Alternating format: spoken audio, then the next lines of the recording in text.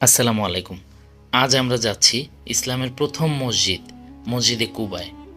কুবা হলো একটি সৌদি আরবে অবস্থিত মদিনার নিকটবর্তী গ্রাম, যা ইসলামের ইতিহাসে বিশেষ গুরুত্ব বহন করে।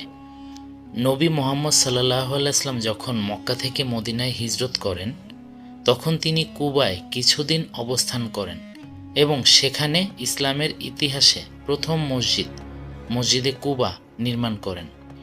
আসরি সাদাত সাহাবীদের যুগে কুবা মক্কা থেকে মদিনা যাওয়ার পথে অবস্থিত ছিল এবং মদিনা থেকে ৬ মাইল দূরে ছিল। গ্রামটি খেজুর বাগান সমৃদ্ধ একটি উপত্যকায় স্থাপিত হয়েছিল। গ্রামটি তার একটি কুয়ার নাম থেকে নামকরণ করা হয়েছিল। কুবা নামটি, যা জাকুব এর একটি ক্ষুদ্র রূপ।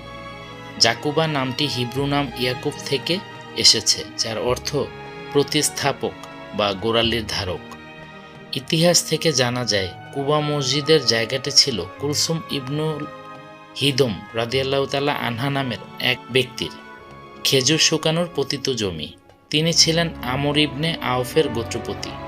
এটি ইসলামের প্রথম জুমার নামাজ আদায়ের স্থান। রাসূল সাল্লাল্লাহু আলাইহি ওয়াসাল্লাম নিজে সাহাবীদের সাথে পাথর ও মাটির বোঝা বহন করে এই মসজিদ নির্মাণে শ্রম দিয়েছিলেন। নবী সাল্লাল্লাহু আলাইহি ওয়াসাল্লাম কুবায় অবস্থানকালে জুমার নামাজ আদায় করেন এবং সেখানেই প্রথম খুতবা প্রদান করেন। হাদিস অনুযায়ী, যে ব্যক্তি পবিত্রতা অর্জন করে অর্থাৎ ওযু করে মসজিদে কুবায় আসবে এবং 2 রাকাত নামাজ আদায় করবে, সে একটি ওমরার সওয়াব পাবে। এই মসজিদ সম্পর্কে পবিত্র কোরআনে বলা হয়েছে, যে মসজিদ প্রথম দিন থেকেই তাকওয়ার উপর ভিত্তি করে প্রতিষ্ঠিত, তা ইবাদতের জন্য বেশি উপযোগী। সূরা তাওবা আয়াত 108। মদিনায় স্থায়ীভাবে বসবাসের পর মুহাম্মদ সাল্লাল্লাহু আলাইহি ওয়াসাল্লাম প্রায়শই শনিবার কুবা পরিদর্শন করতেন এবং মসজিদে নামাজ আদায় করতেন। মসজিদটি ঘুরে দেখার সময় দেয়ালে একটি ছোট কালো দাগ দেখতে পাবেন, যা অনেক দর্শনার্থীর মধ্যে কৌতূহল জাগিয়ে তোলে। বলা হয় যে এই অন্ধকার দাগটি ঠিক সেই স্থানটিকে চিহ্নিত করে যেখানে নবী মুহাম্মদ সাল্লাল্লাহু আলাইহি ওয়াসাল্লাম মসজিদের ভিতরে বসে তার পিঠে বিশ্রাম নিতেন।